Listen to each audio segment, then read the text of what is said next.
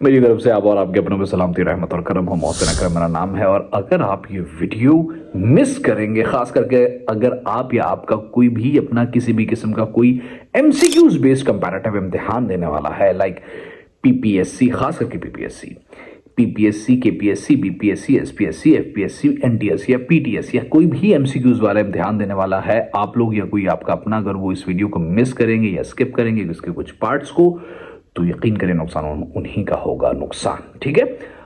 And literally I am making this video for the welfare of the people, not for the views. Obviously इसके and तक आपको पता चल जाएगा। और अगर वीडियो के एंड तक आपका वक्त बर्बाद हुआ तो कमेंट लिख के आने वाले दोस्तों को जरूर बता देना। और अगर फायदा हुआ तो please do like and comment your views for the improvement and for the things जो भी मेरे आप लोग जो भी आप फील करो, प्लीज डू कमेंट।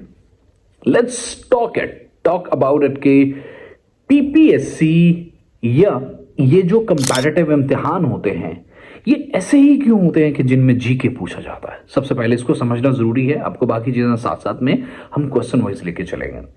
देखो दोस्त, इंटरनेशनल स्टैंडर्ड ये सेट हुआ था, ये पूरी दुनिया में जो भी लीड हमारी सोसाइटीज है वहां पे है कि अगर किसी बंदे को किसी जगह पे सिलेक्ट करना है और ताकि वो उस जगह को अच्छे तरीके से सर्व किया जा सके, और वो बंदा क्रूड है, अभी भी एजुकेशनल जो एकेडेमिया से निकल के आया है और उसको अपने पास भर्ती करना है या रखना है, तो उसको वाया कंपटीशन, और कंपटीशन किस चीज का? जनरल नॉलेज का।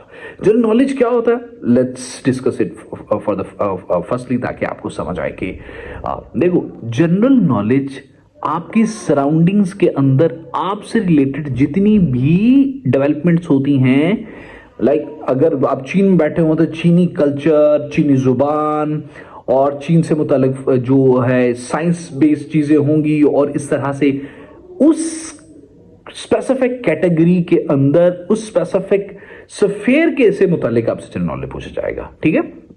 If you are sitting in Pakistan तो जनरल नॉलेज आपका होगा उर्दू से मुतालिक, जनरल साइंस से मुतालिक, इंटरनेशनल रिलेशन से मुतालिक, इस्लाम से मुतालिक, मैथमेटिक्स से मुतालिक, ये तमाम वो चीजें हैं ना। The very 6 subjects of the CSS and PMS which are compulsory, particularly जो CSS के अंदर कंपल्सरी 6 सब्जेक्ट्स हैं, 6 उन्हीं के अंदर से पूछा जाएगा। अगर आप ये समझने की कोशिश करो कि वही 6 सब्जेक्ट्स क्यों, तो उसको थोड़ा डीपली सोचोगे तो समझ आएगी why those 6 subjects are compulsory for the preparation of any sort of MCQs based और other competitive examination। Okay, अब आमतौर पे बच्चों में मिसकंसेप्शन ये है कि ये जो पेपर होते हैं ना, ये कोई रटा रटाया सिंपल सा जो है वो डेटा बैंक है, उसके अंदर से पीपीएससी सवाल उठाता है और आपको दे देता है। नहीं, देखो, पीपीएससी एक बहुत ही बेहतरीन इदारा है जिसके अंदर एटलीस्ट मेरी पर्सनल परसेप्शन ये है, वैसे मैं पीपीएससी का मुलाजिम नहीं हूं,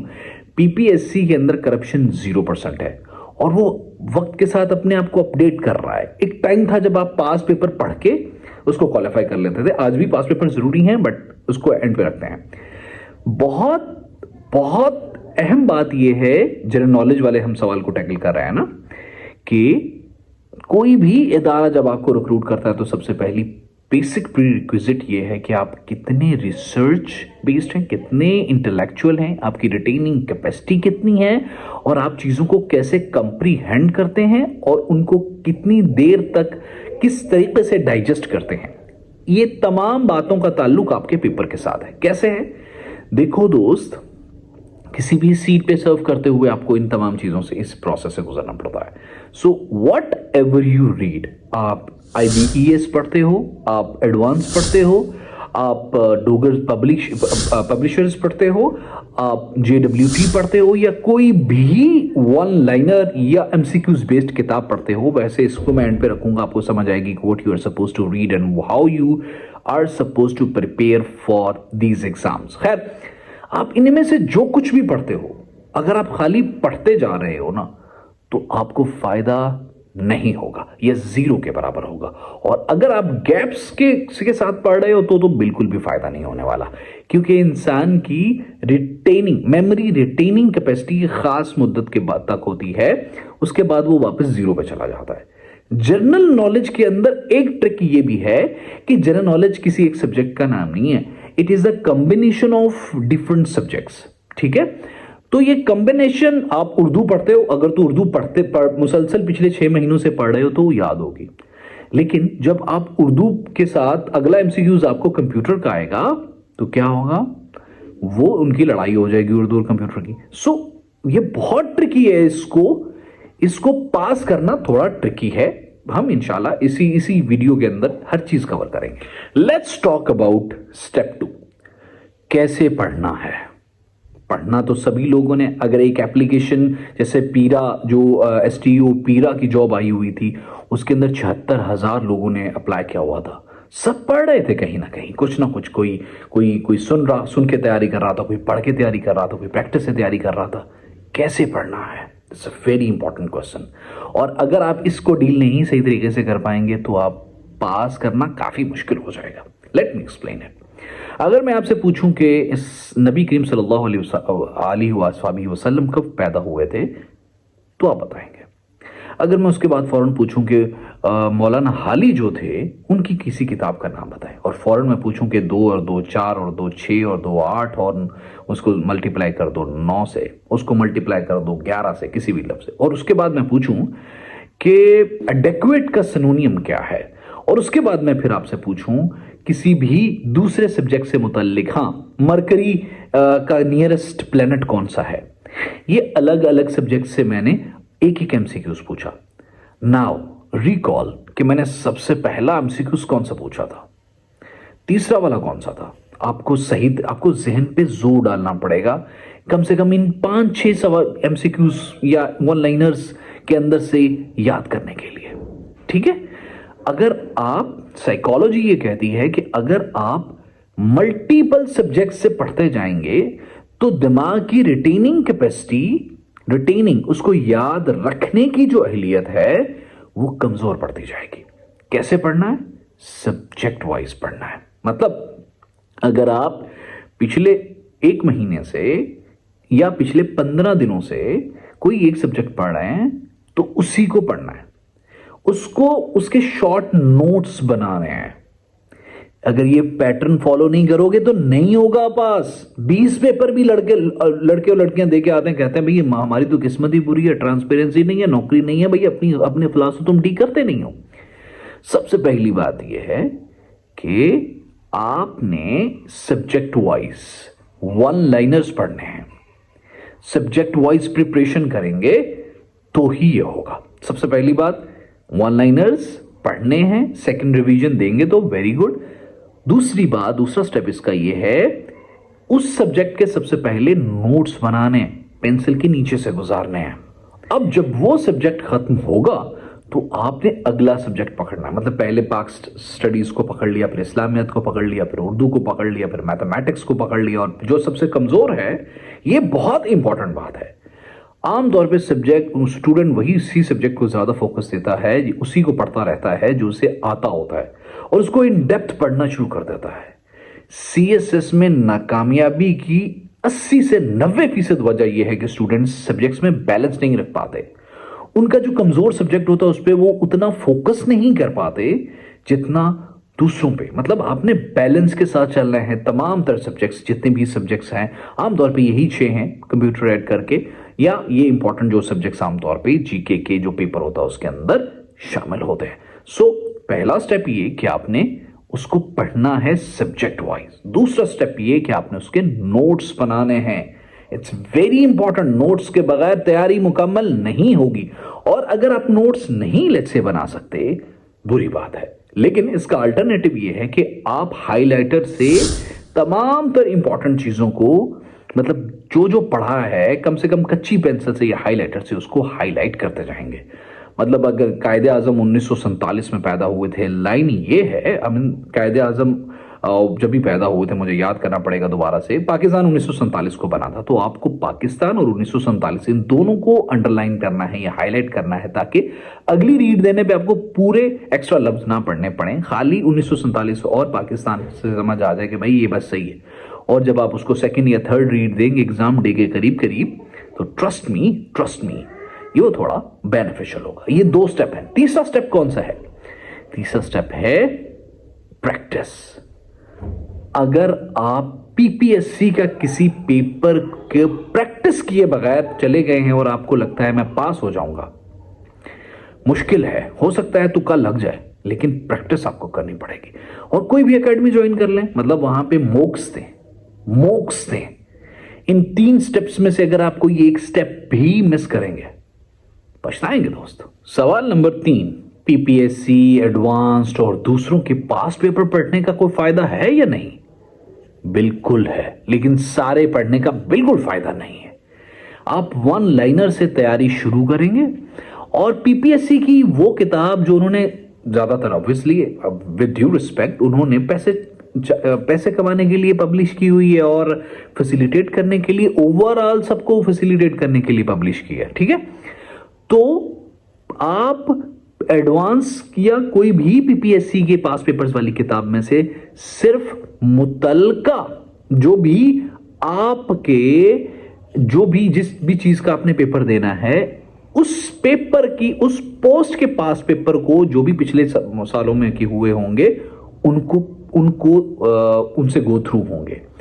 और इंपॉर्टेंट बात यह है, जब भी पीपीएससी के पास्ट पेपर्स को कवर करना है तो कोशिश करनी है आपने दोस्त कि एक एक लफ्ज जिससे आप आशना नहीं हैं, उस तमाम लफ्जों की, उन तमाम ऑप्शंस जो 4 दी गई हैं, उनकी डिटेल्स साथ लिखनी है। वैसे खाली पढ़ने से कोई फायदा नहीं होने वाला। पीपीएससी अगर कोई सवाल रिपीट भी करता है ना, तो ऑप्शंस यूजुअली उसकी ऑल्टर हो जाती हैं, सवाल के लफ्ज चेंज हो जाते हैं। मॉडर्न रिसेंट हिस्ट्री में ऐसा नहीं होता। पहले होता था कि जो सवाल पहले आया था वो दोबारा रिपीट सेम ऑप्शंस के साथ होता था। जब से ये जो हमारे कर्नल साहब आए हुए हैं, चेयरपर्सन जो दाढ़ी वाले हमारे हैं हुजूर, जब से ये आए हैं, आपने देखा पिछले 2-3 सालों से एक भी सवाल एज इट इज रिपीट नहीं हुआ। उसके ऑप्शंस, क्योंकि ये आपका टेस्ट हो रहा है आपकी एबिलिटी का, आपकी रिसर्च का, आपकी इंटेलेक्चुअल कैपेसिटी का। सो research is very important whenever you solve the past papers. Past papers let me repeat it once again because it's very important. You make a mistake by reading all the PPSC past papers and you think that you have done it and you would ace it with the flying marks. No, ऐसा नहीं कुछ होगा। आपने PPSC के पास papers को कैसे पढ़ना, let me say it again because it's important. आप सिर्फ अपने relevant पेपर पढ़ेंगे। लेट्स से आपको इंस्पेक्टर लीगल का पेपर दे रहा है, नाउ आपको क्या करना है, आपको बेल्ट फोर्सेस से मुताल्लिक 16वें ग्रेड के जितने पेपर हैं वो सारे पढ़ेंगे। लेट्स से आपको डेटा एंट्री ऑपरेटर का पेपर देना है, तो आप डेटा एंट्री ऑपरेटर के जितने पेपर होंगे उस स्केल के अंदर, या उस स्केल से एटलीस्ट 11वें स्केल से मुताल्लिक जितने पेपर होंगे वो सारे आप पढ़ेंगे। लेट्स से आपको सब इंस्पेक्टर का पेपर देना है पीपीएससी का। आप सब इंस्पेक्टर, बेशक वो एएसएफ होगा, वो कोई भी और होगा, वो तो आप उन तमाम को पढ़ेंगे। उस कम से कम 14वें स्केल के सारे पेपर पढ़ेंगे। और कैसे पढ़ेंगे? I have already told you कि आप उन तमाम की इंफॉर्मेशन साथ मेंशन करते जाएंगे। और इससे पहला जो स्टेप मैं ऑलरेडी बता चुका हूं, वो कौन सा था? वो था 1 लाइनर्स। ये जो 6 या 8 या 7 सब्जेक्ट्स हैं, पाकिस्तान स्टडीज, उर्दू, अंग्रेजी, कंप्यूटर और ये जो एवरीडे साइंस या फिर जनरल साइंस है, इन तमाम सब्जेक्ट्स के 1 लाइनर को अच्छे तरीके से पूरा से नहीं करेंगे तो पास पेपर कवर करने का ज्यादा फायदा नहीं होगा। और अगर आपने उसको पहले कर लिया तो पास पेपर जब आप कर रहे होंगे विद डिटेल्स, एक्स्ट्रा डिटेल्स, यकीन करें वो ईंटें लग के पुख्ता हो जाएगी। और थर्ड स्टेप वही है, प्रैक्टिस, प्रैक्टिस एंड प्रैक्टिस। और अब आता है एक बहुत ही अहम सवाल जिसका जवाब आमतौर पे मेंटोर्स को भी नहीं पता होता कि करंट अफेयर्स कहां से करें। खबरों से कभी भी नहीं करना करंट अफेयर्स, किसी भी न्यूज चैनल से कभी भी नहीं करना करंट अफेयर, बहुत सा वक्त बर्बाद होगा। What you are supposed to do, let me tell you. आपने करंट अफेयर JWT, मैं भाई उनका बंदा नहीं हूं बिल्कुल भी, ठीक है, मैं वैसे मुझे आपका बस भला करना है in the maximum capacity. JWT का मंथली एक मैगजीन आता है, हर साल के हर महीने के अलग अलग 12 महीनों में वो आता है। आपने करंट अफेयर्स वहां से करने हैं। लेट्स से ये 2026 चल रहा है और 2025 के 12 मैगजीन मंगाने की जरूरत नहीं है।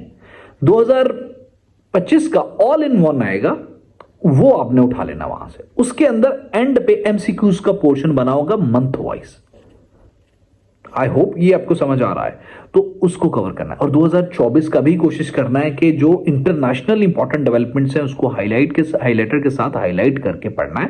कम से कम 2 पिछले सालों के करंट अफेयर्स आपने वहां से करने हैं, and this is more than enough, trust me. उसको भी आप वैसे ही जैसे पास पेपर को पढ़ा है ना, उसको भी आप एक्स्ट्रा डिटेल्स के साथ कवर करेंगे। मतलब विकिपीडिया या चैट जीपीटी से पूछते हुए जो भी इंपॉर्टेंट डेवलपमेंट्स हुई थी, लेट्स से ट्रंप 20 जनवरी को आया था, तो 20 जनवरी को जेडी वेंस उसका वाइस प्रेसिडेंट बना था, और इसके अमेरिका से मुतालिक तमाम तरह इंपॉर्टेंट चीजें आप साथ में लिख देंगे।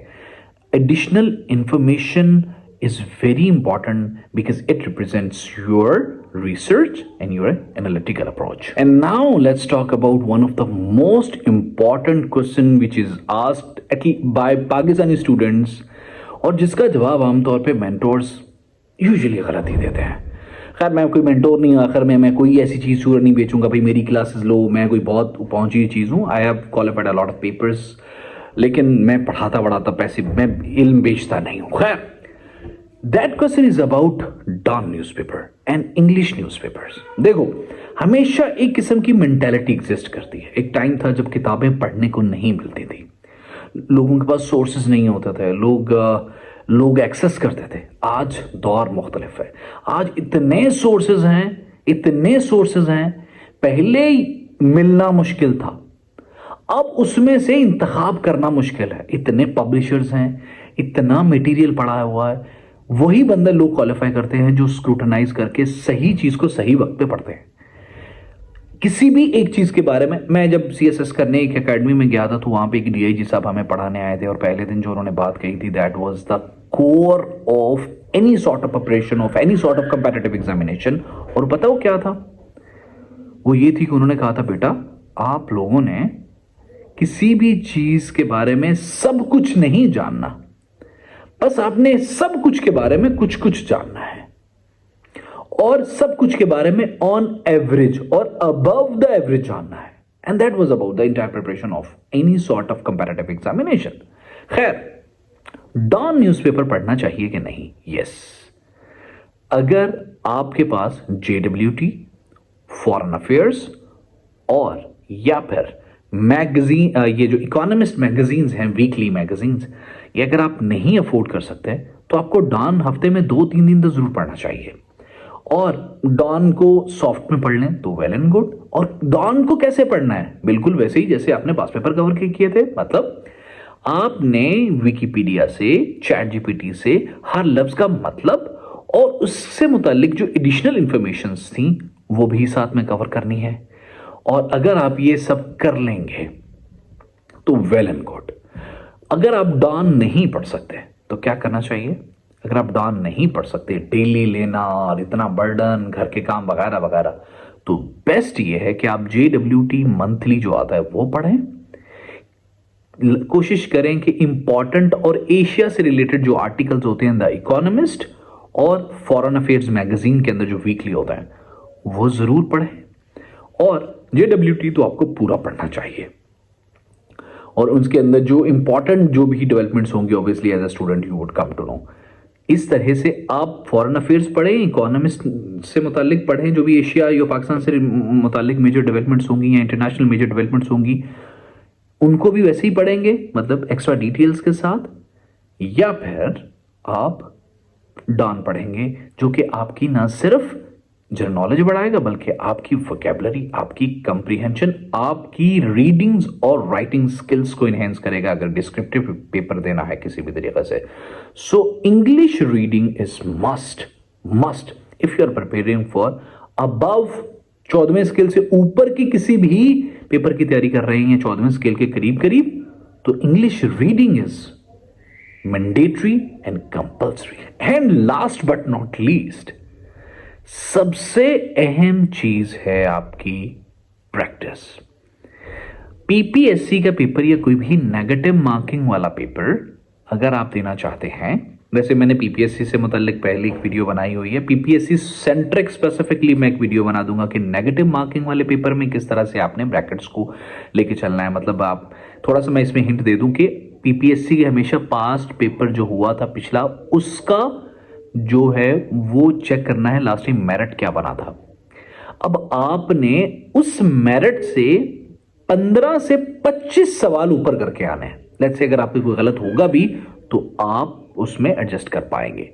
इससे ज्यादा पीपीएससी या नेगेटिव मार्किंग वाला पेपर नहीं करके आना please.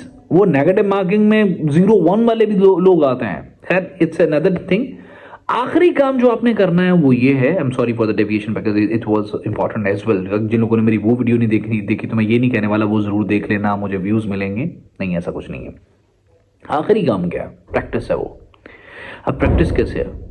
A lot of academies are providing test sessions. तो टेस्ट सेशन के बगैर तैयारी हो सकता है हो, लेकिन वो वाला पूरे धड़ल्ले वाला और पूरा फुल प्रूफ काम नहीं होगा। और इंपॉर्टेंट बात, वन पेपर की तैयारी आप वन लाइनर से with one subject with all important details करेंगे और आखिर में आप जो है वो टेस्ट सेशन से इसको एंड करेंगे। और इस दौरान मिनिमम गैप आना चाहिए आपकी स्टडीज के अंदर, और अगर कहीं पे गैप आ गया है तो उसको दोबारा से आप रीस्टार्ट समझेंगे, क्योंकि अगर आपने 10,000 सवाल पढ़े हैं तो उसमें से आपको 4-5 महीने बाद अगर दोबारा आप स्टडी शुरू कर रहे हैं तो शायद 100 सवाल ही आते होंगे, दोबारा आपको नए नए ही से ही लगेंगे।